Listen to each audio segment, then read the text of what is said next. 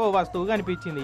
ఇక ఆమె అట్లా పొట్లం ఇప్పి చూసుడే ఆలస్యం. వెనక పొంటి వచ్చిన ఆమె, అరే ఇది బంగారు బిస్కెట్ ఉన్నది, రోడ్డు మీద పడ్డప్పుడు నువ్వు తీసుకోగా నేను కూడా చూసినా కాబట్టి నాకు కూడా దాంట్లో పొత్తు కావాలని జిత్తుల మారి వేషాలు వేసింది. ఇక ఈ మాయలేడితోటే ఇంకోడు కూడా వచ్చి దారిన పోయే దానాయ లెక్క ఈమె దగ్గరకు వచ్చి, అమ్మో ఇది 24 క్యారెట్ బంగారు బిస్కెట్ అంగట్లో అమ్మితే 10 లక్షలు ఉంటుందని అప్రైజర్ లెక్క విలువ కట్టి పోయే వరకు అదంతా నిజమే అనుకొని రమ్య అక్క గాలి తేలిపోయిందిగా.